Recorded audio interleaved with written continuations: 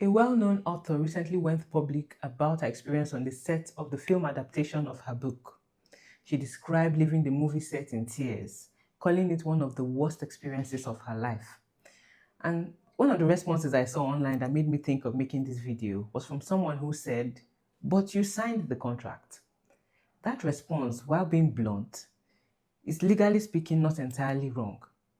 Today, I want us to talk about what actually happens when you sign away adaptation rights, what you give up, what you can protect, and what Nigerian creatives specifically need to understand before signing deals with both local and international publishers and studios.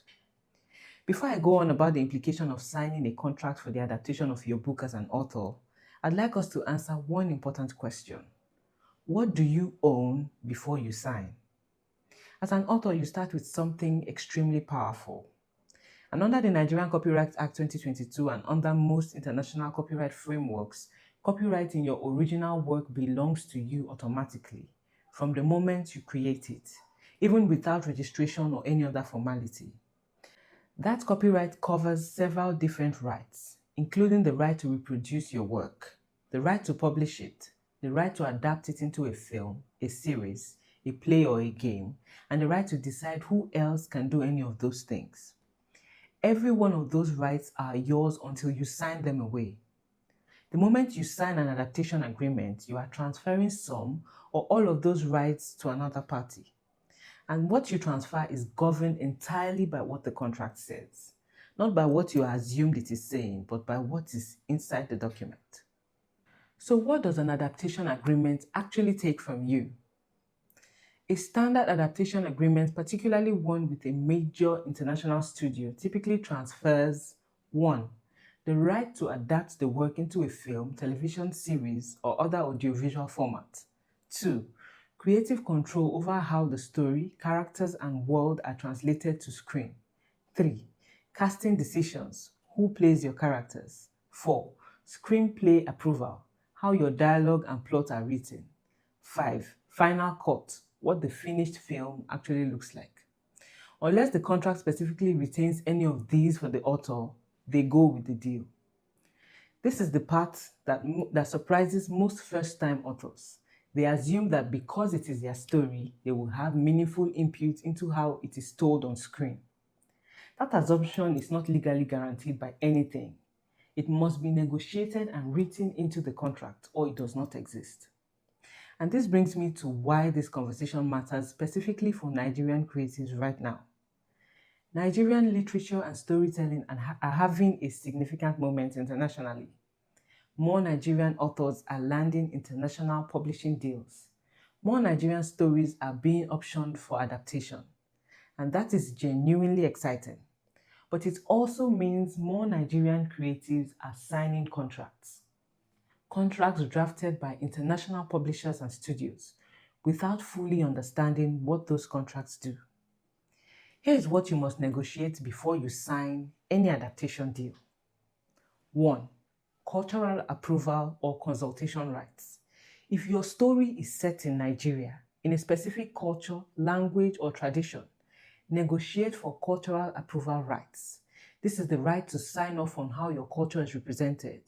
If they won't give you approval, push for consultation rights at the minimum. Approval means they cannot proceed without your sign-off. Consultation means they must seek your input even if they are not bound to follow it. One is stronger than the other, but either of them is better than nothing. And neither will appear in the contract unless you ask for it specifically. A right to be consulted is different from a right to approve, but it is significantly better than nothing. 2. Screenplay approval, or at minimum, screenplay review. The screenplay is where your characters' voices live. If your story involves Nigerian dialogue, proverbs, or cultural nuance, negotiate the right to review and, if possible, approve the screenplay. Without this, you may not recognize the plot and the people on the screen. 3. Casting consultation. If cultural authenticity matters to your story, negotiate a right to be consulted on casting. Studios may not be hostile to this, but how are you going to find out if you do not ask? 4. Moral rights. Under the Nigerian Copyright Act, Authors retain moral rights, including the right to object to derogatory treatment of their work. But moral rights under Nigerian law may not be enforceable against a foreign studio operating under a different legal system. This is why the governing law clause in your contract matters enormously. If the contract is governed by the law of another country, your Nigerian legal protections may not follow you there. 5. Reserved rights. Not every adaptation right needs to be in the same deal. You can sell film rights and retain television rights. You can sell English language adaptation rights and retain rights in other languages. You can retain sequel and prequel rights. Every right you do not explicitly transfer remains yours, but make sure the contract is drafted to reflect that. Here is the uncomfortable truth that the situation we opened with illustrates.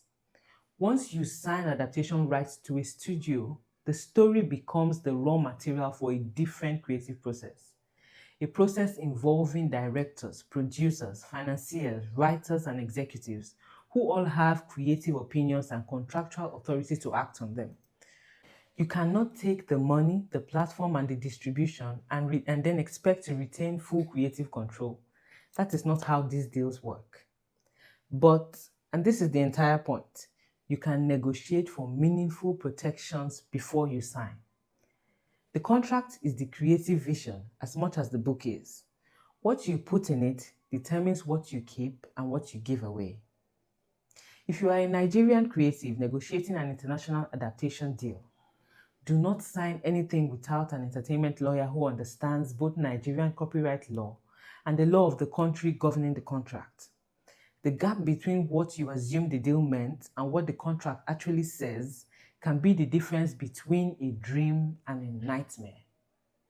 If you are a Nigerian writer, filmmaker, or creative, and someone is interested in adapting your work, that is quite frankly a milestone worth celebrating. But before you sign anything, get an entertainment lawyer, someone who understands IP, adaptation agreements, and the specific dynamics of international deals to help you negotiate the rights I have mentioned in this video.